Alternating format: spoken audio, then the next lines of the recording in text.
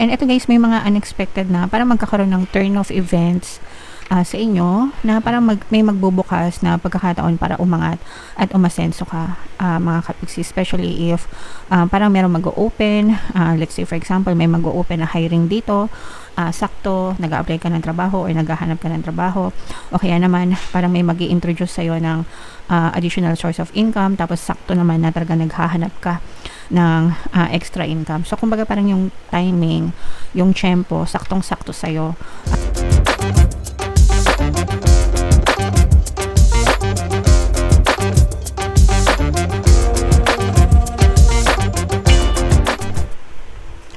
Hello guys, hello Taurus, welcome back to Pinay Pixie Tarot. Ang pabangat ng episode natin for tonight is Money Money Come to Me. Ito yung ating money reading guys, para ngayong November para sa Taurus, Sun, Moon, Rising Sign, and Venus. So unahin natin tong deck na to guys. Ito yung mga money manifesting techniques para sa inyo.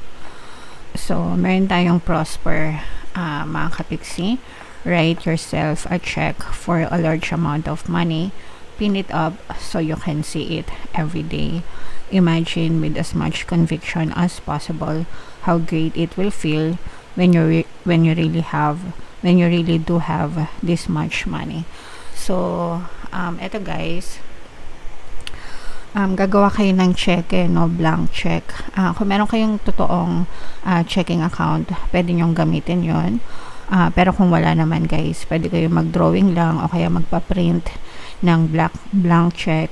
Mag-check na lang kayo ng mga image sa Google, mga kapiksi. Tapos dun sa blank check, isulat nyo yung pangalan nyo, isulat nyo yung amount na gusto nyong makamtan, mga kapiksi. And imagine having that amount, no, with as much conviction as possible. So yung story ni, tuwing nabubunot ko to guys, sinishare ko yung story ni Jim Carrey. Si Jim Carrey, sa mga hindi nakakakilala, isa siyang sikat na Hollywood actor. So ginawa niya to guys, nagsulat siya ng blank check. Hindi ko alam kung totoong check yung ginamit niya or what, pero sinulat niya yung name niya doon, and sinulat niya $1 million. Nung time na yon, mga 80s yata yun guys, or 90s. Nung time na yun, yung $1 million, sobrang laki pa ng value. So, nung nagkaroon siya ng project sa Hollywood, yung $1 million na yun, yun yung talent fee na binigay sa kanya para dun sa movie, mga kapiksi. So, hindi ko matandaan kung Ace Ventura na pelikula or The Mask na pelikula. But, yung amount na sinulat niya sa check, yun yung amount na binigay sa kanya as talent fee. So, yeah, so hindi niya na trabaho kung paano ibibigay sa inyo ng universe or kung saan manggagaling yung amount na yun, mga kapiksi. Ang trabaho nyo is i-declare nyo, no, kung magkano yung pera na gusto nyo, mga kapiksi. And you have to see it every day guys, no? And imagine having those desire as if it's already yours, Taurus, okay? So, sa mga hindi pa nakakatry, subukan nyo na. Palagi ko tong nakakalimutan gawin guys, no? Try ko nga next time, mga kapiksi. Sa mga nakatry na guys, comment down below if nasubukan nyo na, mga kapiksi. So, shuffle natin to guys. Hanapin natin yung energy ng Taurus. Habang sinashuffle ko to, panoorin nyo muna yung video natin regarding sa ating paano mag-manifest ng abundance video first. Kapiksi, sawa ka na ba sa mga struggles at hirap sa buhay mo? Masipag ka ba at masikap sa buhay ngunit hindi ka pa rin umaasenso? Ilang beses ka na bang nag-attempt magnegosyo at mag-invest pero palagi ka pa rin nalulugi? Sa pagkakataon na ito ay maaaring may subconscious beliefs ka na nagiging balakid sa iyong pag-unlad at pagyaman. Introducing, paano mag-manifest ng abundance video course. Dito ay matututunan mong ma-overcome ang mga balakid mo para tuluyan ka ng umunlad, umasenso, sumagana, maging matagumpay, successful at maswerte sa iyong kabuhayan, pera, trabaho, negosyo sa lapi at kaperahan ng bonggang-bongga. Dali, mag-send na ng email sa pinoypixie@gmail.com at simulan na ang iyong pagyaman ngayon. Alright, so sa lahat ng gusto magaling ng course guys, naka-flash sa screen nyo. Una, meron tayong paano mag-manifest ng abundance video course, paano mawala ang third party, at magkaroon ng harmonious na relationship, and paano pabalikin si ex revised breakup. Sa mga interesado guys, mag-send lang kayo ng email sa pinipixie.tarot@gmail.com. And sa mga naghahanap ng pampaswerte na Lucky Charms or Bracelet guys, Aventurine tsaka Citrine, yung recommended ko, may makikita kayong mga link sa description box. So, Taurus, kayo ay represent ng Ace of Pentacles sa ating King of Pentacles. Ito yung ating money energy mga kapiksi. Dating natin yung spread nyo guys. By the way, kung hindi nyo pa napapanood yung ating 2026 Pico Card Kapalaran, punta lang kayo guys sa homepage. Nandun na yung video nyo mga kapiksi. This is negative na may halong positive mga kapiksi.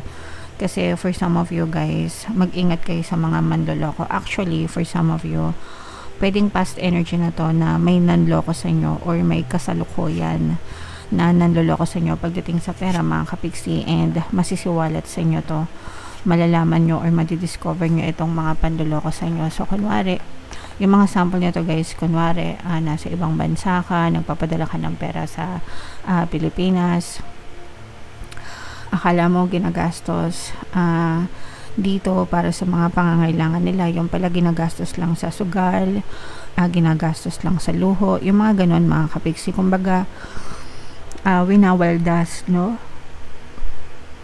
Winawaldas yung mga pera na pinapadala mo dito sa Pilipinas. Kunwari, nanghiram sa'yo yung kapatid mo or magulang mo or kamag-anak mo, sinabi may na-hospital o kaya ipapangpagawa ng sasakyan, ganto ganyan, pero sa ibang bagay pala dinadala yung pera na binibigay mo. So in a way, scam yon kasi niloloko kayo, and ang nandoloko sa inyo guys, ang nandoloko sa inyo is kakilala nyo pa, no? So it's very heartbreaking para sa inyo kasi parang napupunta sa wala yung mga pinagpapaguran nyo mga kapiksi, pero lahat yan masisiwalat sa inyo. Ibig sabihin, marireveal sa inyo yung mga sikreto na yan, yung mga pandoloko sa inyo mga kapiksi.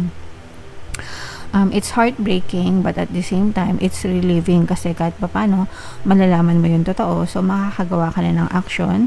Like, pwedeng hindi ka na basta-basta maniwala, hindi ka na basta-basta magpadala ng pera sa kanila mga kapiksi. Yung iba naman guys, parang maaari din kayong maloko in such a way na baka nag-guarantor kayo sa utang, tapos tinakasan nung kakilala mo, and ikaw ngayon yung nagbabayad ng utang niya kahit hindi naman ikaw yung nakinabang. So mag-ingat kayo sa mga ganong klase ng pag-guarantor mga kapiksi pagdating sa pera, kasi madidehado talaga kayo guys, okay? Lahat ng gumawa ng hindi maganda sa inyo guys is makakarma, and kayo naman magtatamasa din kayo ng good karma naman sa side nyo kasi tumutulong kayo, pero sila bad karma naman yung kanilang sasapitin dahil sa pandalamang nila sa inyo mga kapiksi, okay? And for some of you guys, maaaring may mga good news kayo, no, na maaaring matanggap naman bukod dito sa mga scam na to. On the good side guys, merong particular na movement or parang bagong journey or bagong simula pagdating sa kaperahan mo. Kunwari meron kayong tindahan or investment, unti-unti na siyang umuusad guys, unti-unti na nagkakaroon ng mga customer, unti-unti nang nakikilala, unti-unti na kayong nagkakaroon ng sales, nagkakaroon ng benta. So pwedeng sa online, pwedeng physical store, or kung ano man yung mga ina-applyan nyo. Kunwari nag-freelancer kayo, virtual assistant, sa simula wala pa kayong kliyente, pero ngayon parang paunti-unti meron nang nag-i-inquire sa inyo. So it's already a movement from your side mga kapiksi. So tuloy-tuloy nyo lang guys. Dadating din yung time na papaldo din kayo sa mga kinikita nyo. So i-main-main nyo na yung mga good news na yan mga kapiksi. So dito guys, ito yung halo-halo, no, kasi for some of you may mga stress. Itong nagpapastress sa inyo guys, unang-una itong mga nanloko nga sa inyo, no? Definitely, magkakos yan ng stress sa inyo. Pangalawa, kung meron kayong, kung kayo ay empleyado, guys, parang merong nagpa-power trip sa trabaho nyo, no? So, pwedeng pinagtitripan ka or masyado kang pwedeng minamaliit or pinapahirapan siguro sa workplace nyo. Kaya yung iba sa inyo parang medyo stressful sa trabaho, pero yung iba walang choice kasi kailangan nyong magtiis dahil wala kayong malilipatan na ibang trabaho. Pero hindi naman kayo nag-iisa, kumbaga hindi naman kayo super kawawa kasi meron din namang ibang mga katrabaho kayo na parang pinagtatanggol kayo, no? So, maswerte kayo guys kasi meron kayong nasasandalan mga kapiksi. And if ever man na naka-resonate kayo guys and talagang merong nananamantala sa inyo sa workplace nyo, pwede nyo pakinggan yung ating subliminal na pampabait ng boss and mga kasamaan sa trabaho. So, available yan sa ating channel and marami na yung success stories mga kapiksi. And ito guys, may mga unexpected na parang magkakaroon ng turn of events sa inyo na parang may magbubukas na pagkakataon para umangat at umasenso ka mga kapiksi, especially if parang merong mag-o-open, let's say for example may mag-o-open na hiring dito, sakto nag-a-apply ka ng trabaho or naghahanap ka ng trabaho, o kaya naman parang may mag-i-introduce sa'yo ng additional source of income, tapos sakto naman na talaga naghahanap ka ng extra income. So, kumbaga parang yung timing, yung tempo, saktong-sakto sa'yo, mga kapiksi, kasi kailangan mo siya. Okay? And dadating siya sa tamang panahon, mga kapiksi, and mapagbubusan mo siya ng atensyon and panahon, guys. Okay? So, samantalahin nyo yung mga opportunities na yan, guys, kasi yan yung mga sinasagot ni universe sa mga dasal nyo, Taurus. Okay? So, i-mind nyo yan, mga opportunities na yan, guys. Tapos, itong mga, ano ba yung sinabi ko kanina? Mga good news, no? Mga good news na paparating. So, i-mind nyo yan sa comment section. So, bunot lang tayo ng additional na message for you, Taurus. Okay. So, I let go. Ano natin, tawag dito, sentro natin. I-focus. I let go of the shadow of the past by seeing someone for the first time with the eyes of love. So, ibig sabihin nito guys, matuto tayong magpatawad, kalimutan natin yung past, and imbis na magalit tayo, let us try to understand the people na nakasakit sa atin. Actually, kapag pinatawad natin sila, nawawala naman talaga lahat ng galit, mga kapiksi, and gumaganda din yung tingin and trato natin sa kanila, guys. So, don't let yourself suffer just because of your past circumstances, guys. Lahat pwedeng magbago, and pwedeng magbago din yung takbo ng buhay nyo, Taurus. Okay? Right, so comment down below, guys, if feeling nyo naka-resonate kayo dyan. Ito yung ating 2026 kapalaran. Panoorin nyo na. Ito naman yung ating success stories ng paano mag-manifest ng abundance video course. Click here to subscribe, guys. Thank you for liking, sharing, and subscribing. See you next time. I love you all. Have a nice day. Bye-bye.